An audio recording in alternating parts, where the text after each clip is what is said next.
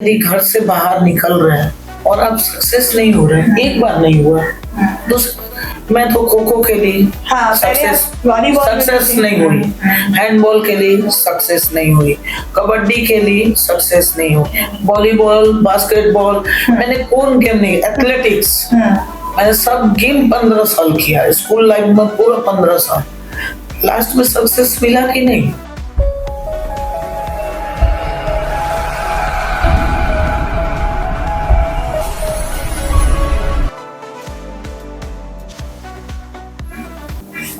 नमस्कार, जोहार। मैं अन्नी अमृता और आप देख रहे हैं काली माटी टॉक्स।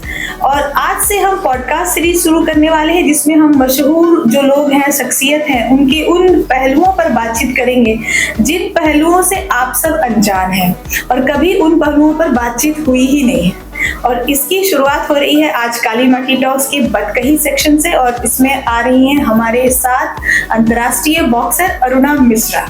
अरुणा मिश्रा, स्वागत है। और अरुणा मिश्रा किसी परिचय की मोहताज नहीं मानती, परिचय की मोहताज नहीं है। और कैसा लगा आपको हम लोगों का ये जो इनिशिएटिव है, पहल काली माटी टॉक्स? सबसे पहले तो उसके बारे में बताइए। हाँ, मुझे अच्छी लगी।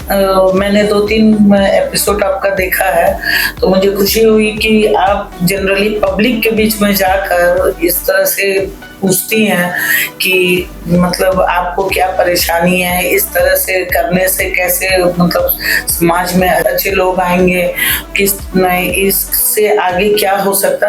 मैंने देखा, बहुत अच्छा लगा मुझे कि एक पब्लिक से जुड़कर बात करने से पता चलता है कि देश में क्या हो रहा है और अपने राज्य में क्या हो रहा है। ये अरुणा मिश्रा बॉक्सर तो सब जानते हैं और हम लोग आज आए हैं बात करने उस अरुणा मिश्रा से जिसको कोई नहीं जानता है। अरुणा मिश्रा अंतर्राष्ट्रीय बॉक्सर है, इतने मेडल्स है, घर पे तो जगह ही नहीं है रखने की, तो हम लोग तो जानते हैं दूसरे सालों से। तो क्या लगता है कि वो सब कुछ पा लिया जो पाना था, या कुछ है, कुछ कसक ऐसी है जो लगता है कि कुछ करना था वो नहीं कर पाए? देखिए, यदि आप इसमें जाइएगा तो ऐसा बहुत कुछ है जो बहुत लालसा रहती है आगे बढ़ने की, और मैंने पाया है, लेकिन मुझे और भी लालसा थी मैं आगे तक जाऊं, लेकिन समय साथ नहीं देता है। जो कहते हैं ना, उस टाइम कोविड आ गया, प्रैक्टिस में थे लेकिन कोविड आ गया, कोविड के चलते पूरी दुनिया ठप पड़ गई, तो नेचुरल है। उसके बाद पुलिस की ट्रेनिंग हो गई, उसमें मेरा 2 साल बर्बाद हो गया। तो ऐसे करते करते अब समय खत्म हो गया और मैंने भी सोचा कि अब अलविदा ले लेना चाहिए। ओलंपिक की बात कह रही है क्या? क्योंकि वही आपका जैसा जितना मुझे हाँ ये था कि एक बार मैं खेलूं उसको, लेकिन लालसा रह गई मेरी, लेकिन कोई बात नहीं। कई बार ड्यूटी से फ्री होने में भी बहुत स्ट्रगल होता था। वो ड्यूटी की वो समय था कुछ और अभी, लेकिन जितना मुझे छोड़ा गया खेल के लिए और मैं जैसे मुझे छोड़ा गया खेल के लिए, मैंने वैसे रिजल्ट भी दिया और मैंने कभी भी हिम्मत नहीं हारी। लोग कहते हैं ना कि नौकरी होने के बाद 2 साल बहुत लोग प्रेशर में काम कर लेते हैं और 2 साल के बाद छोड़ देते हैं, वो मैंने नहीं किया। मुझे जो काम मिला, मुझे 17 साल नौकरी की हो गई, लेकिन मुझे जितने साल भी रही मैं चैंपियन रही, इसलिए मुझे लालसा उस बात की नहीं रह गई कि मैंने उनके लिए कुछ नहीं किया। बिल्कुल, मैं अपने राज्य के लिए, अपने देश के लिए मैं वो करी जो मुझे करना था। बिल्कुल, जो ऐसे तो सब लोग जानते ही हैं, अरुणा किसी परिचय की तो मोहताज नहीं, फिर भी जो लोग भी, जो दर्शक ऐसे होंगे जो नया देख रहे होंगे इसको, तो उनको बता दें कि अरुणा मिश्रा अंतर्राष्ट्रीय बॉक्सर है, सब जानते हैं। और अरुणा मिश्रा इस वक्त डीएसपी जैप है, जैप में अभी आपकी पोस्टिंग है, डीएसपी जैप है।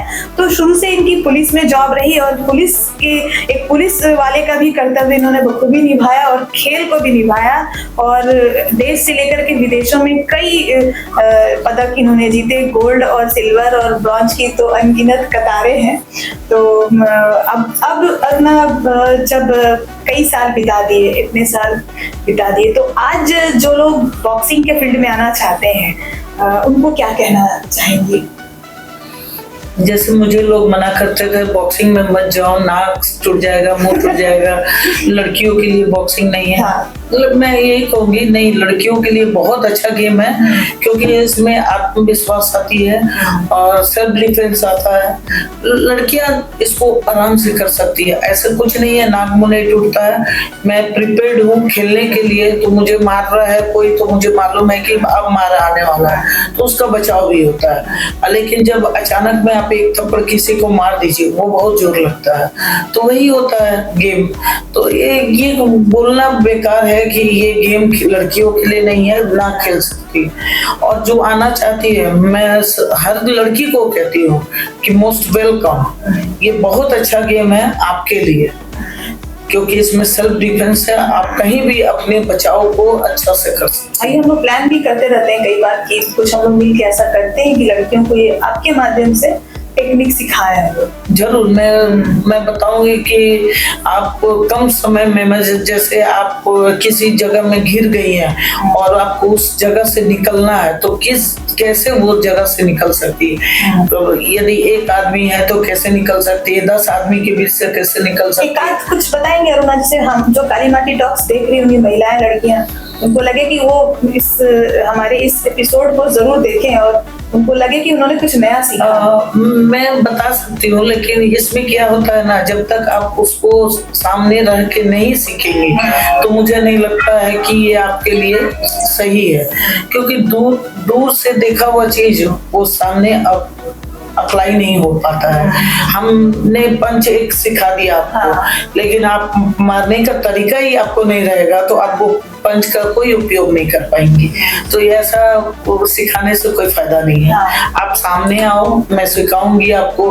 आप 2 आदमी से कैसे भिड़ सकते हैं, 4 आदमी से कैसे भिड़ सकते हैं, और 10 आदमी के बीच से कैसे निकल सकते हैं। ये जब तक आप उसको प्रयोग नहीं करिएगा तो नहीं बच पाइएगा। इस तरह की ट्रेनिंग हर स्कूल में होनी चाहिए। हालांकि कई सारे स्कूल में ताइक्वांडो वगैरह सिखाया जा रहे हैं या सेल्फ डिफेंस की भी वर्कशॉप होते हैं, लेकिन आपको लगता है कि आप अंतर्राष्ट्रीय बॉक्सर हैं, क्या होना चाहिए वास्तव में जमीनी धरातल पर सीख सकें लोग? देखिए, मैं यही कहूंगी कि देखिए, एक ट्रेनिंग अपने तरफ है, उसको मैंने सिर्फ उस क्लासरूम तक सिखाया। जैसे लोग बताते कि ऐसे हाथ पकड़ लेना, तो ऐसे छुड़ाना है, लेकिन आप जनरली रोड में चले जाइए, एक बच्ची का यदि हाथ पकड़ लिया कोई, तो उसका माइंड पूरा फेल हो जाता है उस टाइम। उस कितना भी सिखा रहा था ना, उसका ये माइंड काम नहीं करता कि मुझे कैसे सिखाया गया था और कैसे बचना।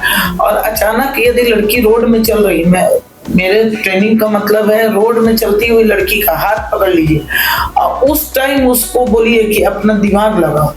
यदि वो उस टाइम दिमाग लगाती, वही उसकी असली ट्रेनिंग है। नहीं तो आप तो क्लब में कितना भी आप उसको सिखा दीजिए, वो मजबूती की बात है। मजबूती वहां होनी चाहिए कि हमको उस वक्त क्या करना है। तो जब तक आप एक बंद कमरे में बच्चियों को सिखा रहे 4 आदमी का दिमाग काम कर रहा, 2 आदमी का कर ही नहीं रहा, तो वो तो काम करेगा ही नहीं। ये अरुणा, फेलियर है उसमें। हम आप इतनी बड़ी बॉक्सर बनी, खिलाड़ी आप स्कूल के समय से रही, और एक काफी आपके बारे में वो कहा जाता है कि जब आप निकलती थी घर से तो लड़के बड़े डरते थे उस जमाने में।